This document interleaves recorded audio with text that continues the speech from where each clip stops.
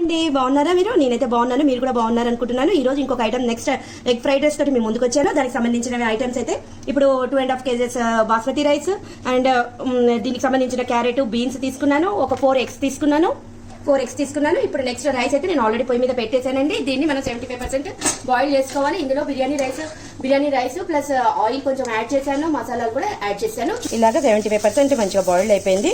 చూడండి, ఇలా పొడి పొడిగా ఉండాలి. మనకి ఫ్రైడ్ రైస్కి ఇలా పొడి పొడిగా ఉండాలి. చల్లారిపోయింది. నెక్స్ట్ మనం ఏం చేద్దామంటే పొయ్యి పెట్టేసుకొని దీంట్లో కొంచెం నెయ్యి వేసుకొని ఆయిల్ వేసేసుకొని ఈ క్యారెట్ బీన్స్ పచ్చిమిర్చిని మంచిగా రోస్ట్ చేయాలి. కొంచెం ఇదైతే మంచిగా రోస్ట్ అయిపోయింది కదా.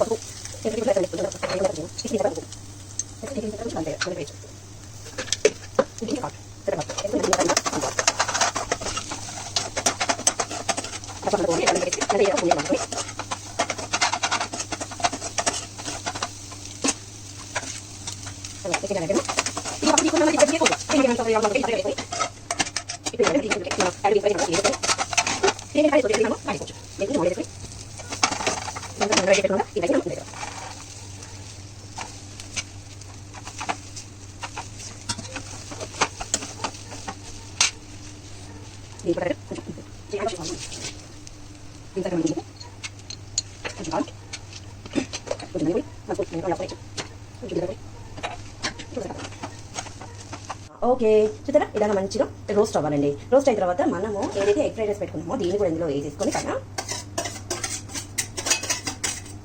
వేసేసి కొంచెం ఇలాగా కలిపేసుకోవాలి. అంటే ఎక్కువగా కలపద్దు, ఎందుకంటే మనం తినేటప్పుడు కూడా అదేంటంటే ఏది మమ్మీ అని అడుగుతారు. అందులో మా అమ్మాయి ఫస్ట్ అడుగుతుంది. అందుకని దాన్ని కన్వర్ట్ ఇలా పైన వేస్తానండి. వేసేసి ఇంకా ఇలా గార్నిష్ లాగా మనము కొత్తిమీర చల్లేసుకుంటే అయిపోయినట్టే ఎగ్ ఫ్రైడ్ రైస్ రెడీ. ఇప్పుడు ఈ సమ్మర్ హాలిడేస్ లో పిల్లలందరూ ఇంట్లోనే ఉంటారు కాబట్టి వాళ్ళకి ఏంటి అంటే బయట ఫుడ్ మీద లేకుండా మనం ఇంట్లోనే ఇలా వెరైటీ చేసి పెట్టామనుకోండి హ్యాపీగా తింటారు. ఓకేనా? ట్రై చేయండి మీరు కూడా ఇలాగే. బాయ్ అండి, బాయ్.